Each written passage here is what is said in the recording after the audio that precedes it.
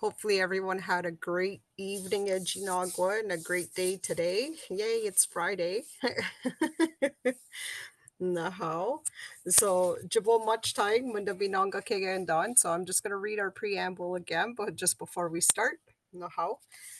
Good way Wangasit Anishinaabe. Debich Kisan Anishinaabe and a king gibe the Guan god in it minute or whatsoever. Shkode, Nibe, Ake, Nodin, Gibe Gadosto non winagduen mong mumpish kakmekong. De benchke kimi non gich twin dog work and national bin wanagdon jen and the nijwaso ge kinomadwinan. Zagidwin, Deboywin, Minardin mowin, Nabaka win, the Bardenders win, Quequatswin, Mino Akadewin. De benchket gimingo nog debnewe winagdwen win.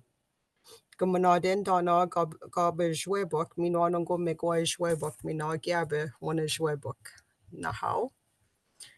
So again, I don't need to do introduction. So, and I will pass it along with Mr. Assinewai to make match. Very good. So maybe I'll just check in with the participants, see how you guys are doing with your shakers. If you guys want to update me if Peyton finished sewing his up and Zephyr is all done sewing, or if you're still working on sewing. It looks all done. How far did you get, Zephyr? Nishin Peyton. Awesome. Oh, Zephyr Gishita, Nishin. So today we'll work on filling our shakers. And I forgot to say yesterday, it is a little bit easier if you have something to use as a funnel. So maybe you have a piece of paper or something, but if not, that's completely okay. You can use your hands. So today we'll need our sand. So if you guys have your sand ready. Minoga, maybe using a plate, just to catch all the sand that might not go into the shaker, just so you don't have a bigger cleanup. So if you do have a funnel, or if you want to make a funnel or something like that, like you might even be able to use paper. You just roll your paper up. You might, if your shaker's really wet, you might need to use a few pieces of paper, but you can roll it up like that, make a funnel, and then you can just put it kind of put it inside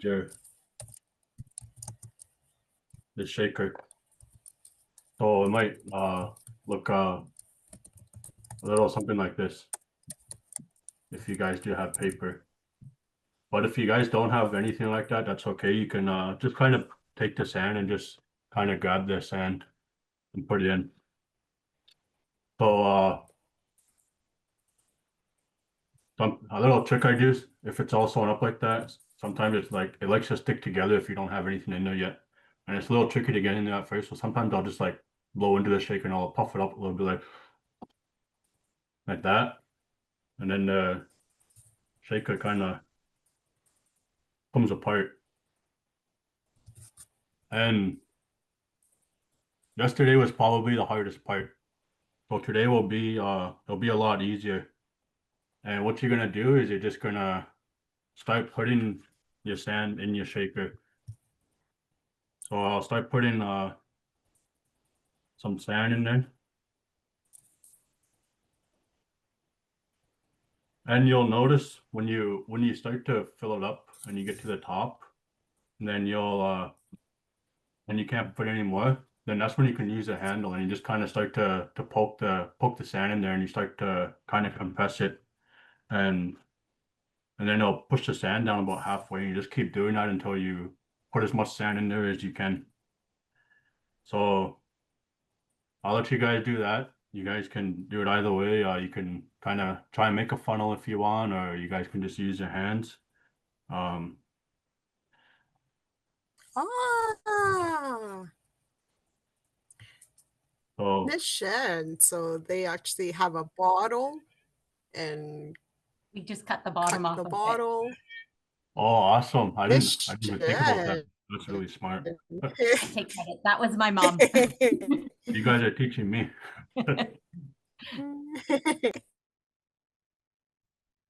So I'll try and use a paper funnel.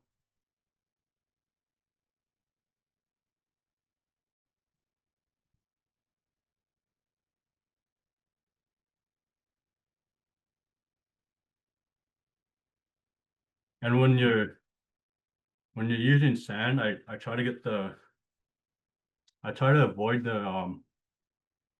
the stuff you'll find like at the you can use the stuff you'll find at the beach and stuff, but I try to avoid that because sometimes you want to be careful, make sure there's no say like glass in there or anything like that. Or sometimes if you're using a funnel, you can you might get like stones in there and stuff, and it can kind of jam up the funnel.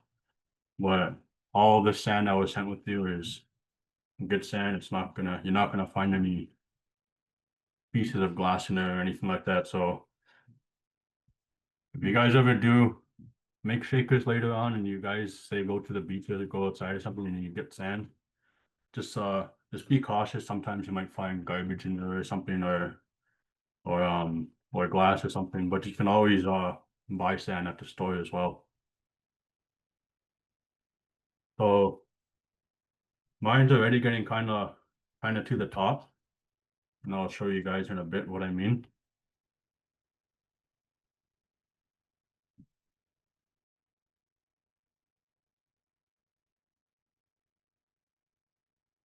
So this is what my shaker looks like right now, and it's kind of filled to the top with sand, and I can't really get any more sand in there.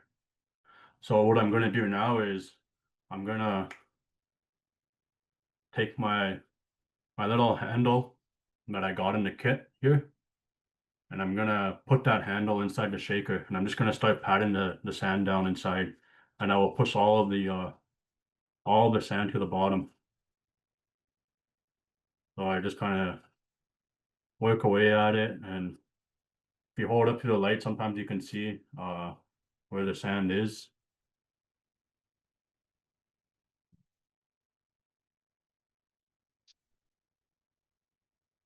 So now that's all patted down, and it's kind of hard to see on camera, but all the sand that was filled to the top is now at the bottom. It's probably just about that much filled with sand in there. So once it's all patted down, you just keep adding sand, and you keep doing that over and over again until you can't fit any more sand in there.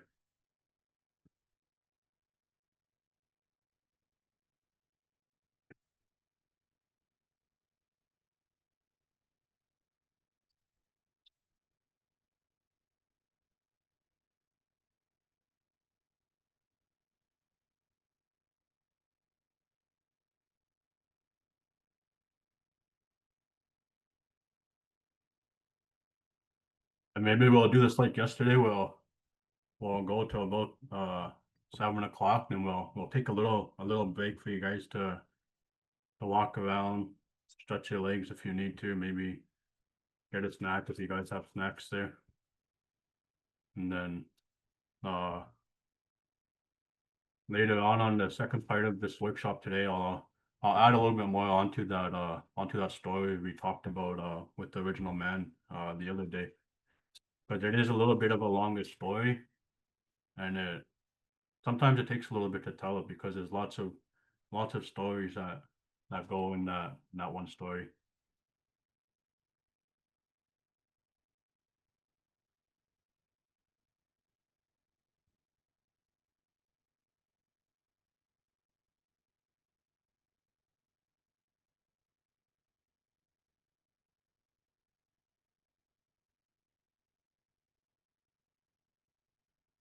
If you guys have any questions, feel free to ask questions. Even if they're not about the shaker, if you guys have any questions about the stories or the teachings, uh, feel free to ask, and I'll do my best to answer them as well.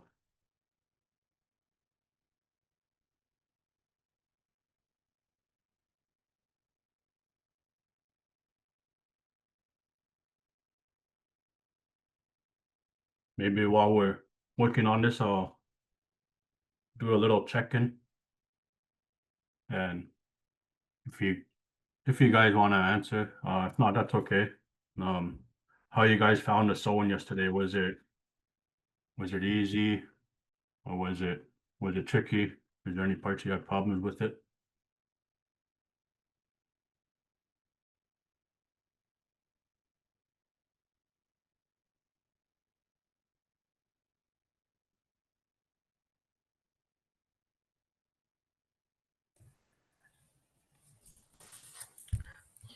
Or was it super easy? It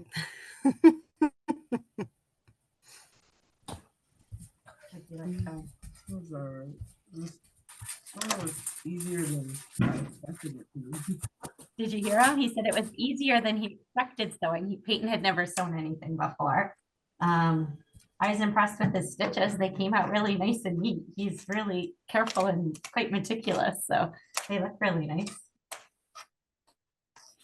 It's a good skill to have, know how Yeah. to sew something. After we were done, Peyton made himself a little thimble too out of a piece of leather. He just stitched around so it fit right over his thumb, so he could push it on easier too, which I thought was pretty cool. That's awesome. Yeah. His little.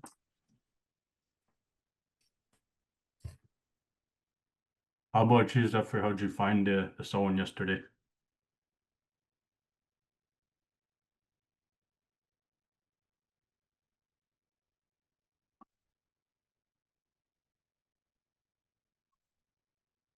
That's good.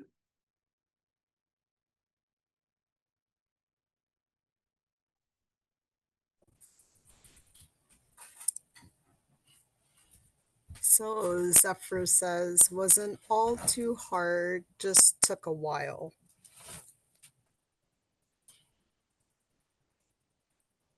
Sometimes it's a little So tricky like when you every time, do it, but the more you do it, the easier it gets.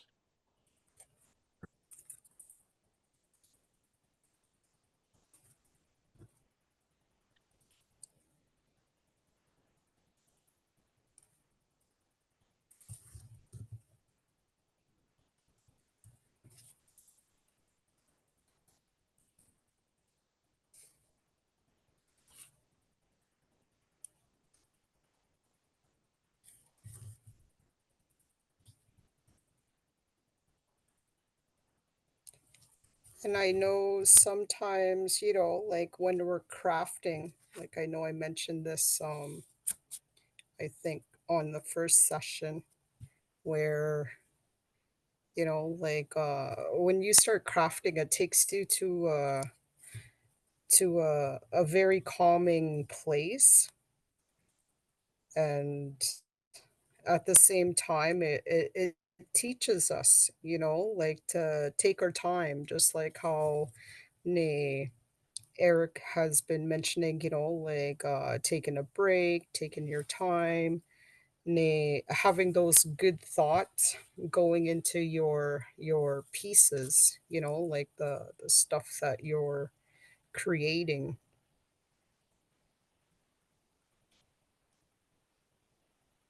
And it's a good time for, like reflecting, whether it's, like what happened during the day, like what made you happy, what was a little bit tough to deal with, like, or just thinking like, oh, I could have did it that way, like it might have been easier.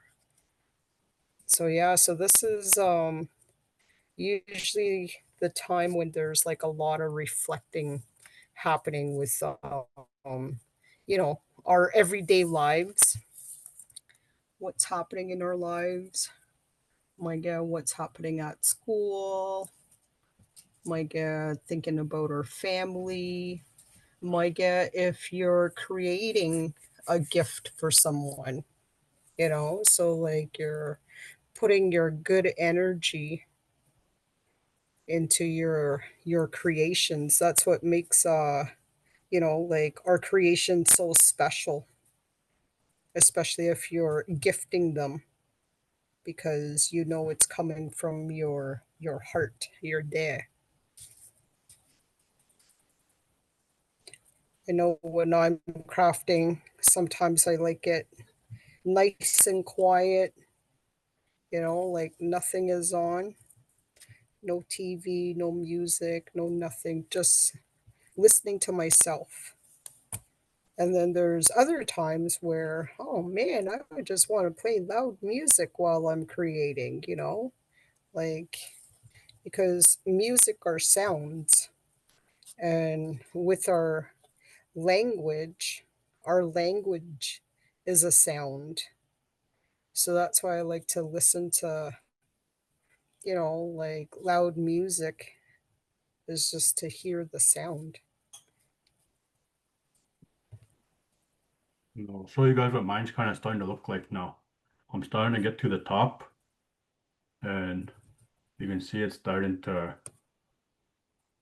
become more full. And when it gets to this point, you just gotta kind of keep packing it down as much as you can. And don't be scared to put a little muscle into it if you have to. You just I just grab the handle, and I just kind of push the sand down there as much as I can. And sometimes when you have sand, it's not like it won't be like a more wet sand. Sometimes it'll be more dry. And that's why it's kind of important to make sure your sewing is more tight as you go around too, because that sand could fall out, and then you'll start losing sand, and it might not hold its shape. So when you have patience, and your crafts will turn out good. And mine is starting to get there. I don't know how much more sand I can put in mine.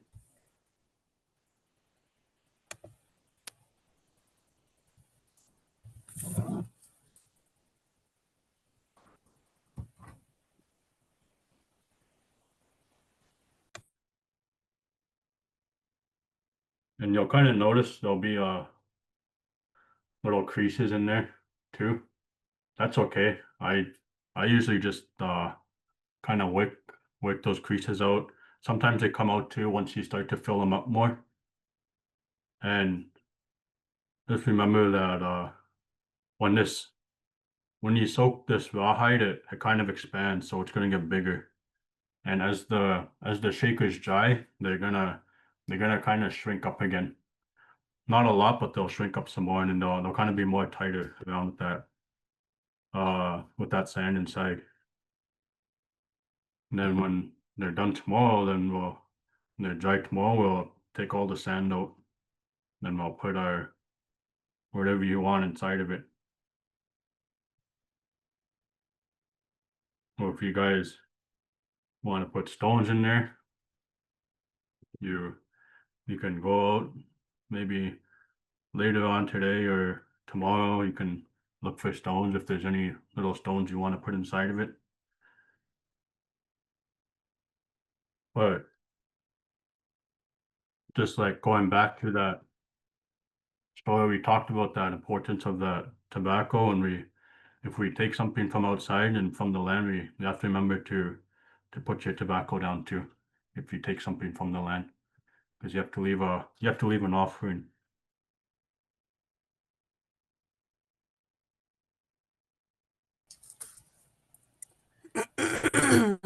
So that was just enough sand, I guess. Yeah. So when I prepared the packages, I believe I put almost, or 3 cups of sand, I guess, like 3 or 2 heaping full of cups.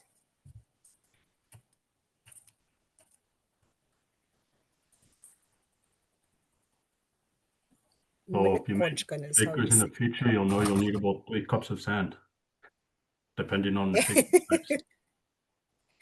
For that shaker size.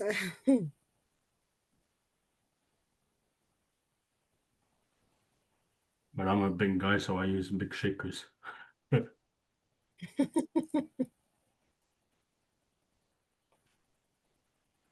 Or you use big cups. Yeah.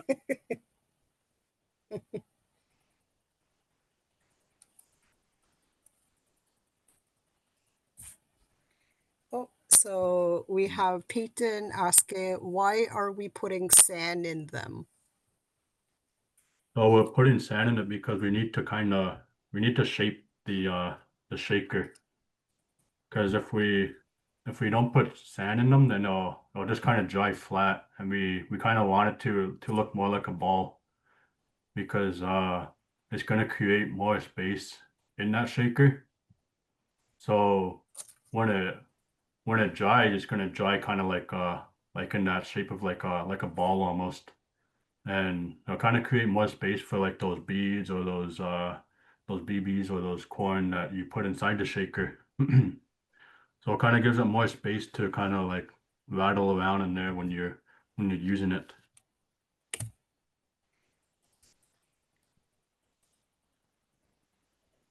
And I've seen some people use different stuff for shaping them. I've seen people use like I'm not really sure what it would be called, like that teddy bear stuffing. I see some people use that. I've even seen some people Oh, yes. I've seen some people use balloons. People will put a balloon inside a shaker and then they will blow up the balloon. I've seen that before. So just like I said, there's no right or wrong way to make a shaker, just as long as it's being made, I guess.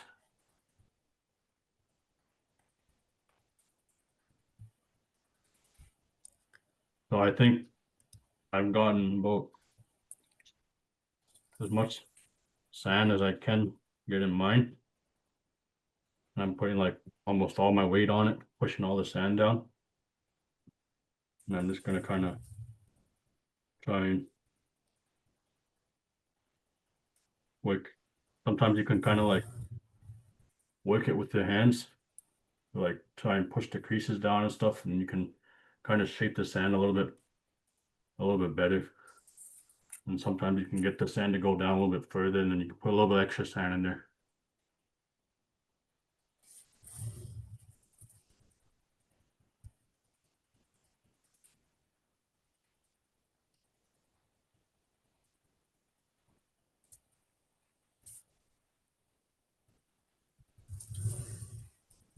So I'm kind of happy with how my shaker looks.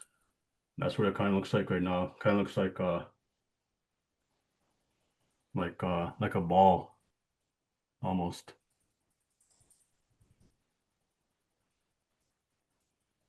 Pakwakot.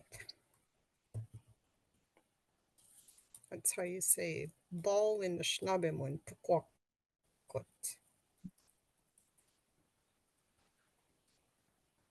So I wasn't as smart as Peyton, or I'm not sure how Zephyr is doing theirs, but I didn't use a plate on mine, so now I gotta clean up all my sand I spilled on my desk.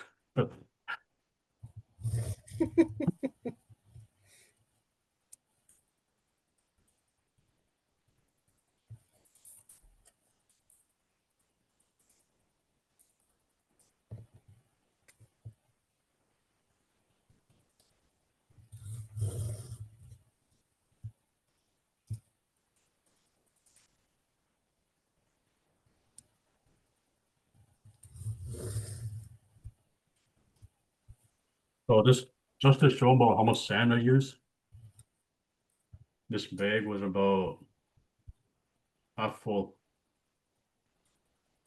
when I got it.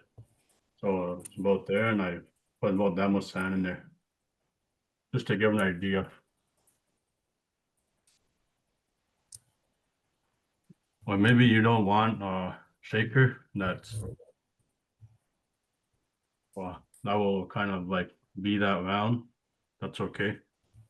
You kind of make your shaker to how you see fit.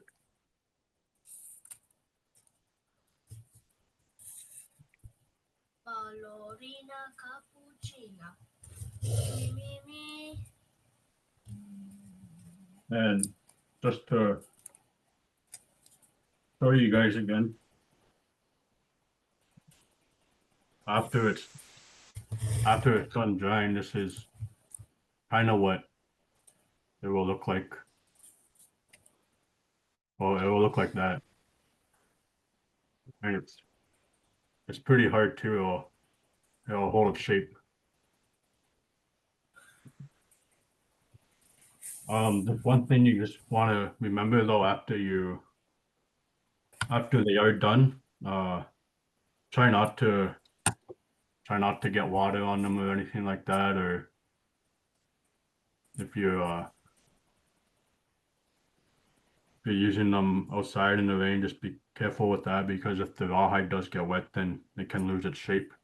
But I have seen some people, they put like sealers on them and stuff like that, or they'll spray a sealer on it and they'll keep it kind of waterproof.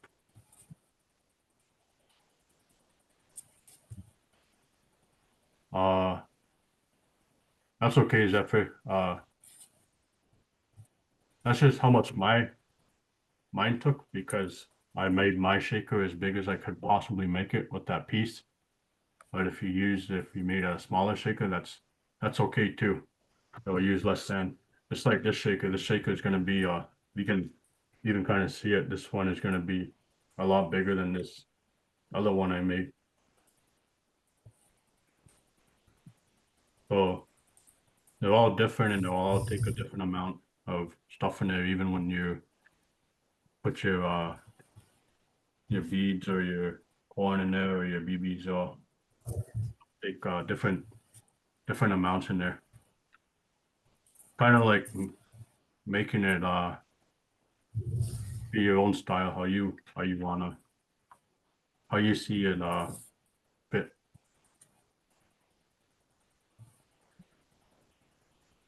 So if you guys are done or still going, just let me know.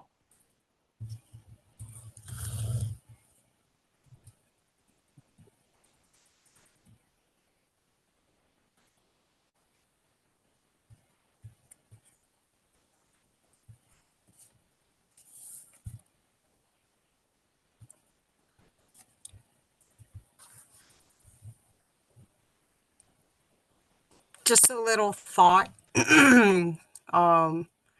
If you guys have that little bit left of rawhide, like leftovers, you can probably make a mini shaker.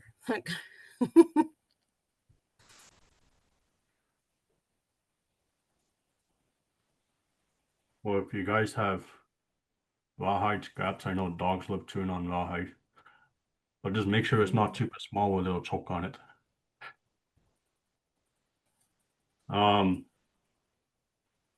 So maybe I'll kind of go on to the next step here, if you guys are okay with that. Yeah. So I kind of put my piece inside, and and remember, I didn't sew this part up, because I used to sew this part up, but I kind of stopped sewing it up, and I kind of started doing it a new way, because the shakers I was making before, they were kind of like starting to fall out after a while and stuff like that. So this is how I do it now. So I kind of cut them a little bit bigger. And you kind of want them to wrap around halfway around your handle. So this is a little big. So what I'm gonna do is I'm gonna take my scissors and I'm gonna trim it down just a little bit, so they kind of meet together. Now I'm gonna be careful so I don't cut my thread.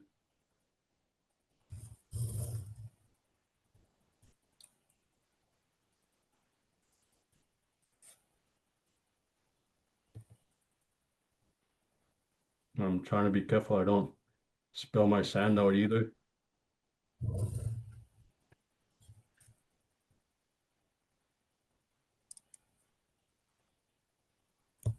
So I trim these little pieces off of the little part that's going to go on the handle. And they look they look pretty good now. It's okay if they overlap just a little bit, but that's kind of what it will look like.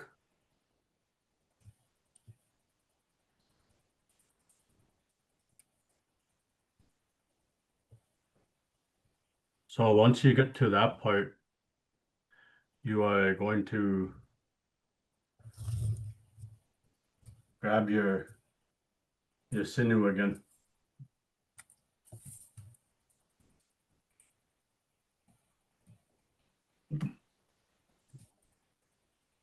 And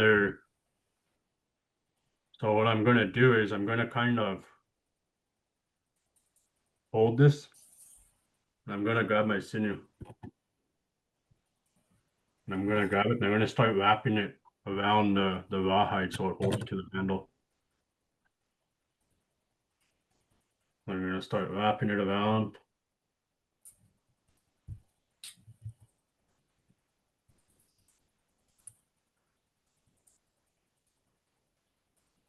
I'm wrapping it. I'm wrapping it.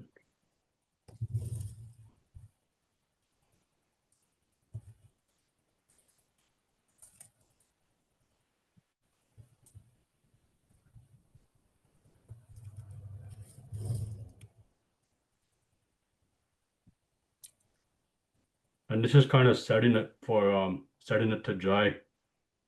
So it will hold that shape to the handle because not all handles are going to be the same shape. But there is a limited amount of sinew in here, so when you tie it, don't tie a knot on it because you're gonna untie this tomorrow, and you're gonna reuse the sinew tomorrow to kind of wrap it around it again.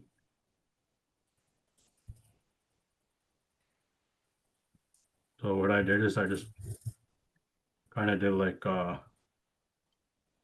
doing a little bow tie on it. So you know I'm holding it from the handle, and that's kind of what it's gonna look like. And that sinew is just wrapped around it very tightly. So now this part here is done and it's ready to dry. So just like I said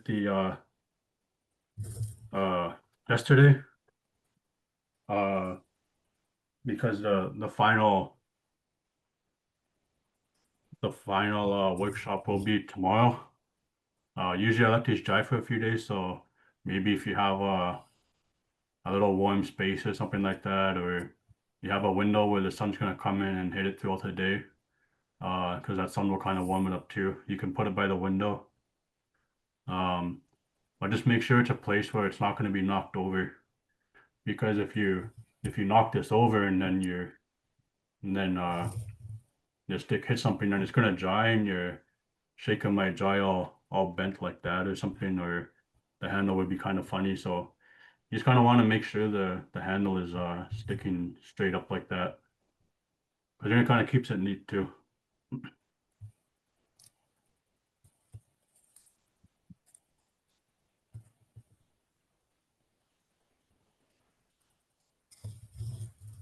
Well, now my shaker is ready to set and dry.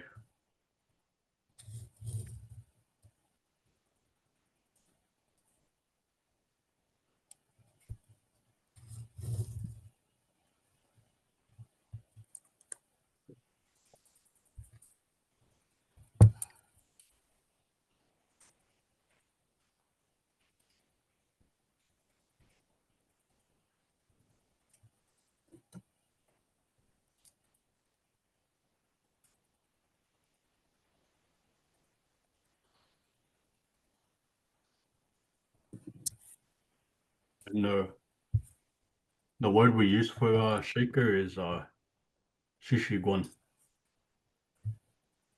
And I believe that word taught to me. I think it was it talks about the sound that shaker makes.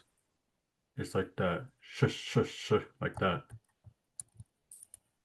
And that's the word we use for shaker. And that's the sound that goes back to the first sound of creation, which I'll talk more about that story tomorrow when we're finishing up our shakers.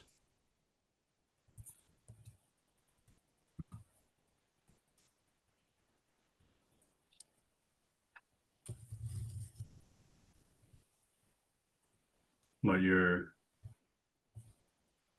water and stuff we use to soak your hide, you're good to pour that water out now. We won't need to soak our hides anymore. And just like I said yesterday, I try not to soak it too much because then that hide can go bad and get moldy and stuff like that. And we try not to waste our hides, or we try not to throw out our hides from stuff like that. But sometimes you make mistakes and mistakes happen, and sometimes that's how you learn. I remember one time I forgot I was soaking a deer hide, not a full deer hide, but enough to make a good amount of shakers, and I had to throw that hide out because it was no good after that because I forgot about it. So ever since then, I'm really careful on soaking hides now. Mm.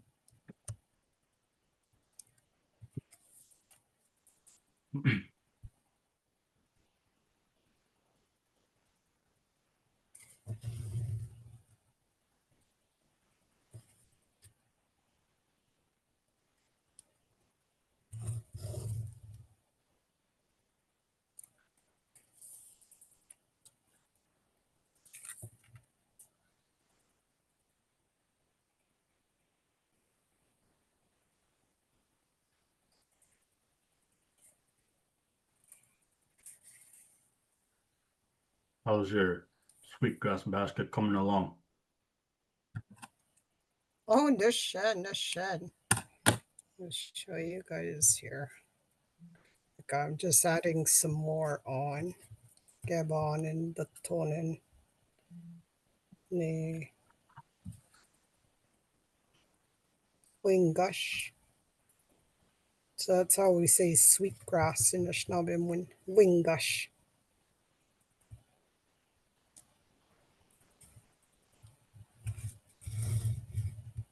Let me just tack it down.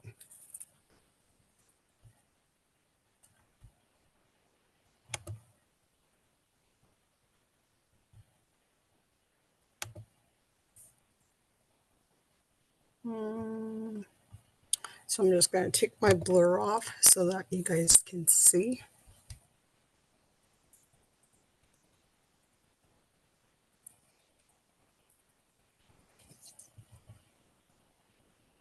So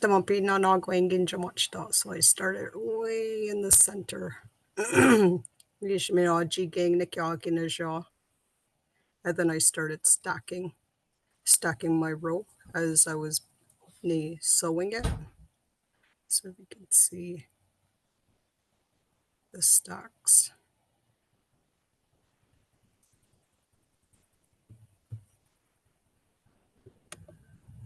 Is that your new laundry basket?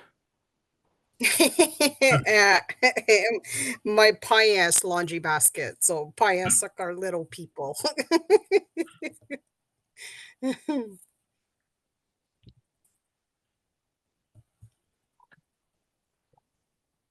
Kukumanagan is how you say ne basket. So that actually stems from like if you remember when I did my translation, I said Doganing Ginja Kokanago, which in English that would kind of translate to, like I live or I am from originally from South Bay. But when we say Kokanago, that means your family is the one that like taught you the like ways of living. So Kokinago, and it stems that word goes on to saying like Kokaminagan, because that would be like something that's not alive.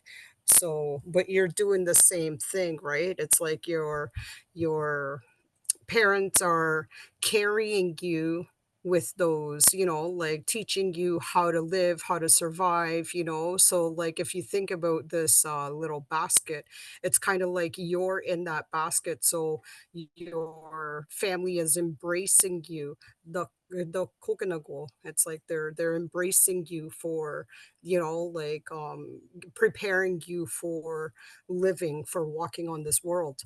So when like the settlers came and noticed, or we noticed that they were using kind of like a basket to carry their stuff, so that's where that word is stemming from, ne kokminagan. It's doing the same purpose but for stuff that are not alive, so inanimate objects, like my pious laundry.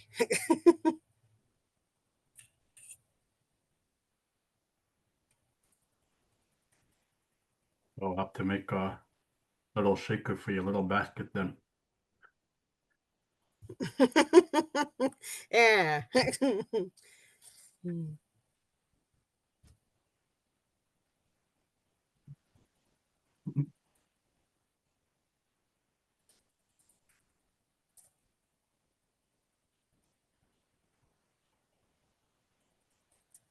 How are the shakers coming along?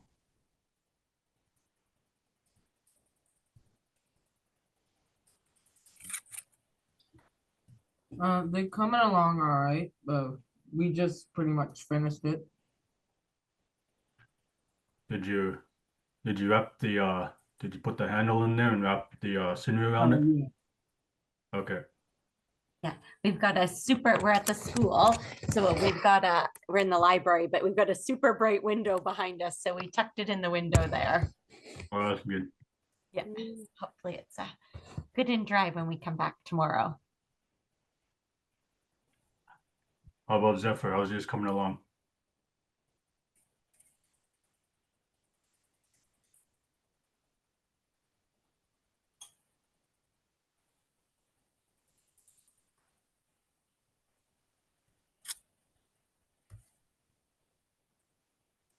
Looks like Zephyr went for a bathroom break.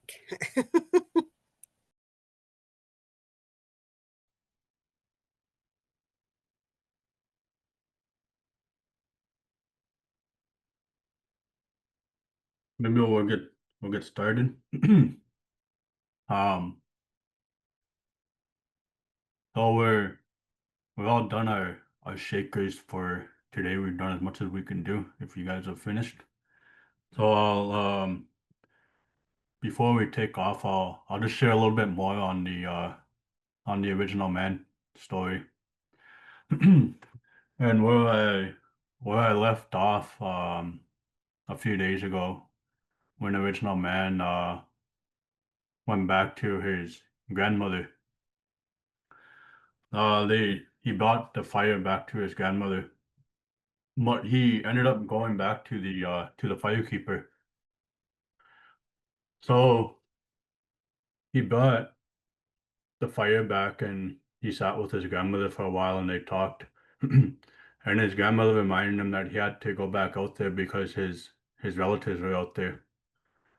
Because original man didn't know who his father was. He was made by the creator, but he didn't know who his father was. So he had all these questions for the grandmother, and the grandmother kept telling him that he has to go out there and his relatives are out there. So original man gets ready to journey and he goes back on his travels out west. So he goes all the way back out west, just like what we talked about before, and he sees all of his siblings and his relatives. So when he gets back to the firekeeper, he notices that there's a very beautiful woman that's there with the firekeeper. And so he goes to talk to the firekeeper, and it turns out that young woman is the firekeeper's daughter. And they say that the original man was so struck by her beauty that he fell in love with her. So they start to live their lives together, and they end up getting married, which becomes the first marriage ceremony. And when they get married, they start to build their lives, and they start to figure out what works and what doesn't work, and they start to create what roles they do. And this kind of sets what the men and the women's roles are in our traditional teachings. Just like the men are the ones that are responsible for providing, and the woman is the one that takes care. So she'll take care of the children, and she'll cook, and she'll make sure that they are safe at home. And the men are the ones that will go out there, and they'll provide, and they'll go out there, they'll look for the animals to harvest. So they start to figure out all these roles that they do when they create their home together. So life goes on, and they end up having 4 children. So these were the 4 sons of original man, the firekeeper's daughter. And so the first son they have, his name is Wabanong, and he kind of represents the east. And the second son they have, his name is Zhaonong, which he represents the south. And the third son they have, his name is Ningabianong, and he represents the west. And the fourth son they have, his name is Giwednong, which he kind of represents the north. So they have the 4 sons, and they raise them. So they start to get older and older, and they say it's around maybe when they're around their teenagers or young adults that they start to take off. So the first son that takes off is Wabanong, and he goes out east. So he leaves home, and he starts to walk. So Wabanong leaves, and he starts to walk, and he walks really far, and he comes across the firekeeper in the east. So he sits with that firekeeper, and he talks with that firekeeper. And that firekeeper gives him the gift of tobacco, and he teaches him all about that tobacco and what is to be used for, and the teachings that go behind that tobacco, but also those teachings that fall in the east too.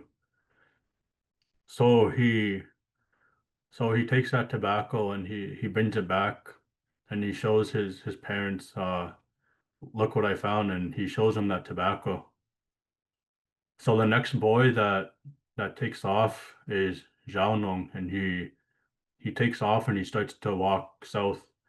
And the same thing, he walks for a long time, and in the south he comes across another firekeeper, and that's the firekeeper in the south. So that firekeeper gives him that gift of cedar, and he tells that young man all about the cedar and all those teachings and protocols that go with that cedar. So he brings that cedar back, and he shows the original man and his mother and his siblings what that cedar is, and he tells them about it. So that third son starts to wander off. So he starts to walk, and he goes all the way west. And that third son is Ningabianong. So Ningabianong starts to walk west, and he finds a firekeeper in the west. And that firekeeper sits with him, and he talks with Ningabianong, and he ends up giving him that gift of sage. And he tells that young boy all about the sage and what it can be used for. And remember that these are medicines, and they all have their different purposes. Just like that sema is used to talk to the spirit, is used for offerings, and that tobacco will always come first. And that cedar is used to to purify things, to keep things clean. You can keep your body clean, you can keep your space clean. So we use that cedar to purify things. And they talk about that with the fire keepers.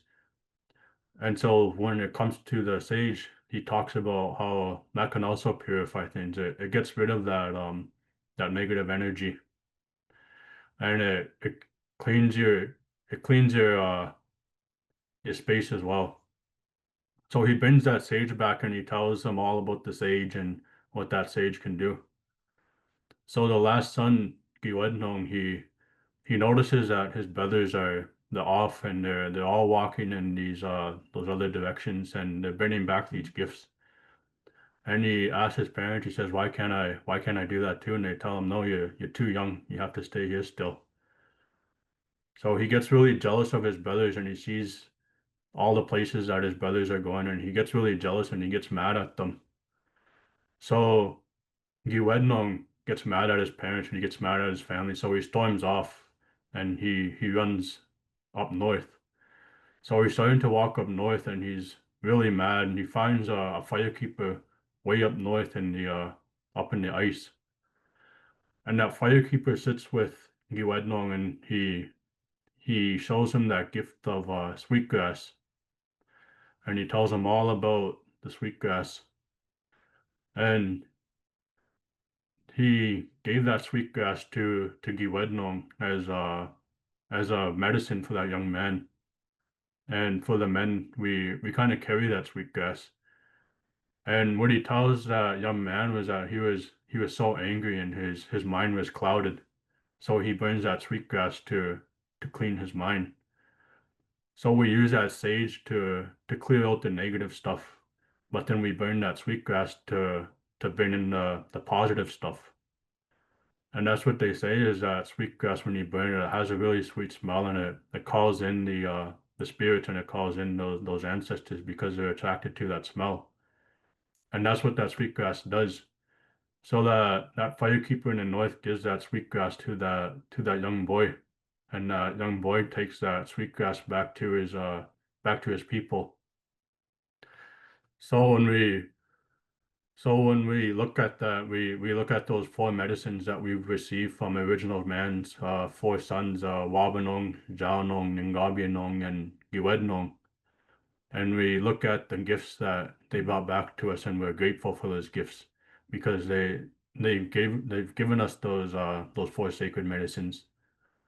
But that sweetgrass is that one that we talk about a lot in that story too, because it for the young boys that are growing up, it's easy to get mad sometimes, and especially when you're growing up and your mind's developing, sometimes it's hard to see things clearly, and you might get mad at your parents or your siblings, or maybe if you have a boyfriend or a girlfriend and you get mad at them very easily because you can't see that stuff clearly. So, and that's what the young man experienced, Giwednong. He he experienced that anger towards his family and his parents, and he stormed off in a hurry. But then he got that gift of sweetgrass. So we remember to use that sweetgrass to clean our minds as well, especially for the young men. We hold that sweetgrass to keep it clean and to bring in that positive energy. So those are the boys that went out to those four directions and they brought back those four medicines. And then after a while, that original man, he sat with his sons, and he remembered what his grandmother told him that he had to go west. So he told that to his wife, that firekeeper's daughter, and his wife told him, said, no, you have a role here. You have to keep going. You can't stay here. So his wife told him not to worry about his children, that his wife will take care of his family while he's away from home.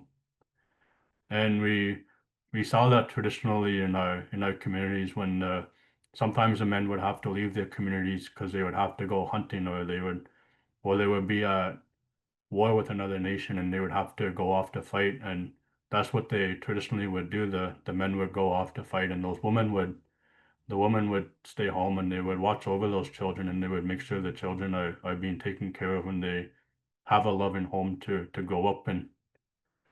So original man takes off, and he starts to walk west again. So at this point, he's already pretty far out there, out in the plains, and he starts to walk some more. So he walks some more, and he gets to the mountains, and he meets another one of his relatives, which is that bear, and he sees it far away out in the mountains, and that bear notices original man, and he starts to run towards original man. But original man, although he is really scared and he's afraid of that bear because that bear looks really angry, it's a big grizzly bear. He stands his ground, he doesn't move. So that bear charges at original man, and he stops right in front of original man, and he talks with original man. He acknowledges him because he wasn't scared, and he tells him that that's what you have, and that's the gift I share with you, is that courage. Sometimes we have to do the things that scare us, but we have that courage to stand up for what is right. So they talk, and that bear shares the teachings that with the original man that comes with the bear. So just like his other relatives that he sat with, the bear does the same thing, and he starts to walk. So they finish, and they part ways, and the original man starts to walk, and he walks some more, and he gets past the mountains, and he gets into the big trees out there. And as he's walking, he starts to feel a little not really scared, but he feels like he's being watched. So he walks some more, and that's when he meets another relative. And that relative he meets, his name is Bugwajanini, which is the wild man, or some people might refer to him as Sasquatch. And that's the one he meets out there in those tall trees. And he sits with Bugwajanini, and he tells him about the teachings. And what Bugwajanini teaches him is about that honesty. And he tells him, he says that you might not see me, but I will always be here with you, and I will always be watching over you to make sure you're safe, because I am your brother. And he tells him that that is the original instructions that is given by the creator to Bugwajanini. That Bugwajanini, he can't live with his relatives. He can't live in a city, or he can't live with all these other people, because he has to kind of walk alone, and he has to watch over the land.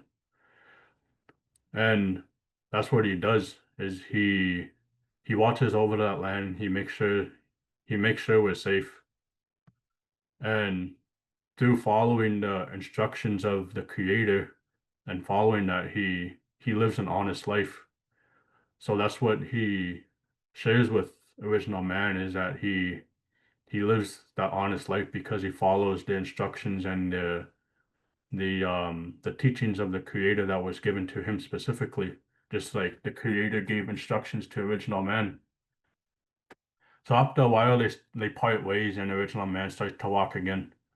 And now he gets to the west coast, and he finds out who his father was, because he had that question for his grandmother, who is my father? Because he doesn't know who his father was. And lots of his relatives tell him along the way, they tell him to be careful because his father is a very loud and angry man. So when he meets his father, he sees him for the first time, and it turns out his father is a thunder being. And they start to talk, but then after a while, the original man is really angry because his father wasn't there when he was a young boy or when he was a baby.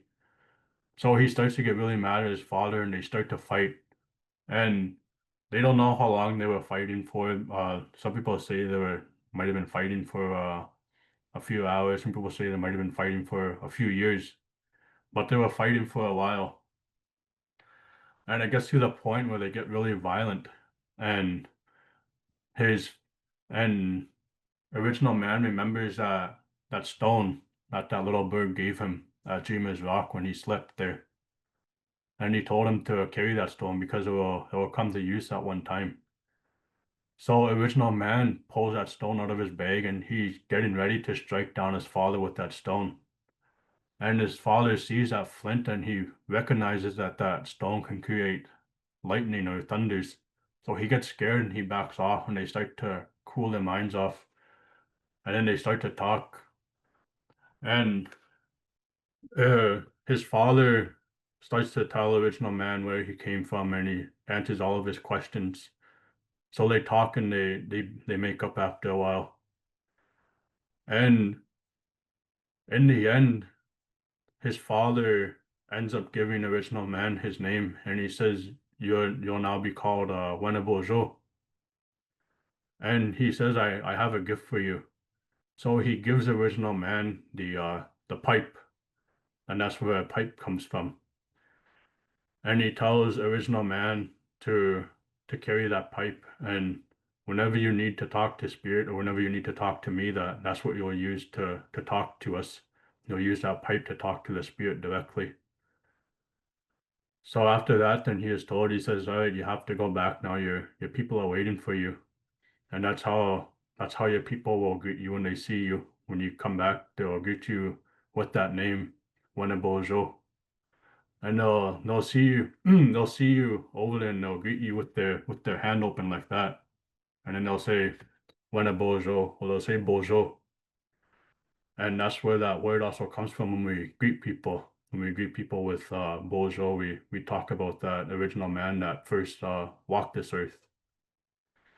So that's a little bit more about that story, original man and his four sons, and where that pipe came from as well. And lots of these teachings are in the seven grandfather teachings as well. But those seven grandfathers, they also kind of act as a reminder to original man that first walked on this earth. But I'll leave it at that, so I try not to confuse you guys too much, because there is a lot more to that story. But if you guys have any questions, feel free to ask any questions you guys might have or anything else about the Shakers or original man.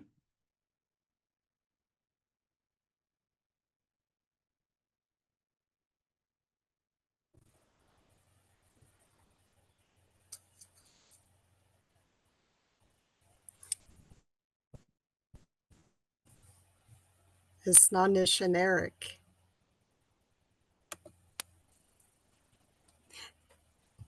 For the participants, I just did some Nishnabin under chat if you didn't get a chance to view.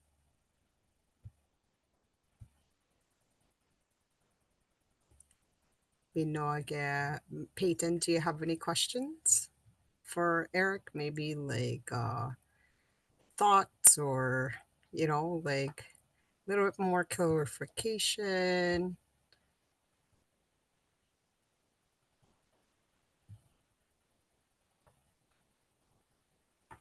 Again, Nokmis. I seen you guys looking at Nokmis. And I just want to let you guys know that if sometimes it's hard to remember these stories and it takes a long time to kind of catch them and remember them. But if you don't have anyone to tell you the stories, a good place to look for these stories again is the Mishomis book. Lots of these stories are in the Mishomis book too.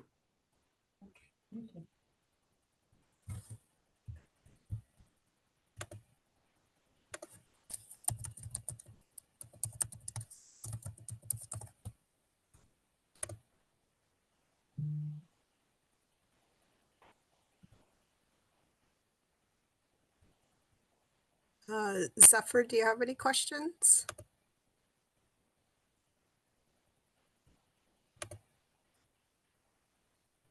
Oh,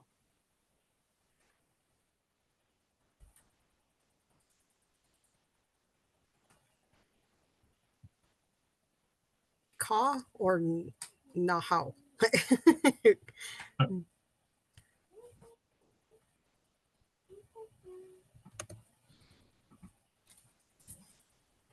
So the book that Eric is referring to, I'm assuming you can find this on Amazon, right? If participants want to know where to get the book.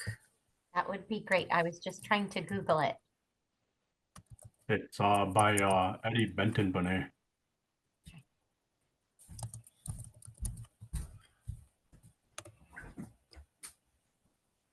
So I'm just looking on. I think I have a copy here somewhere. I'll be right back just to show you guys what it looks like. So this is what the book looks like. It's by Edward Benton Bonet.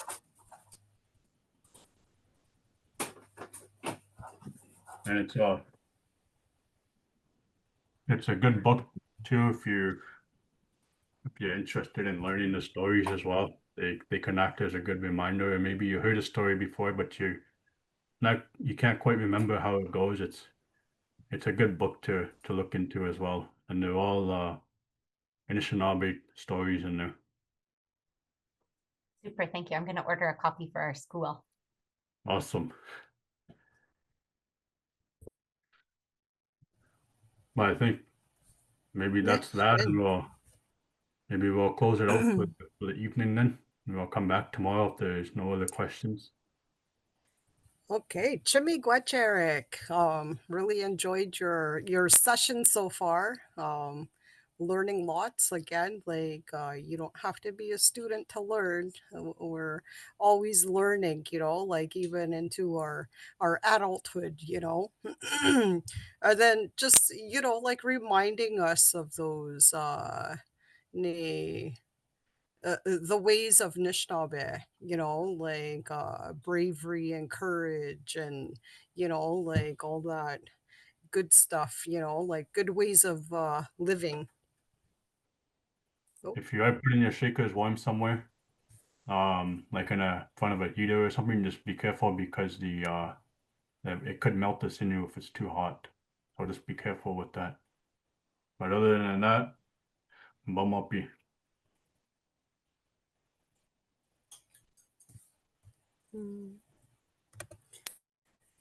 Naho, Bama Kinoya.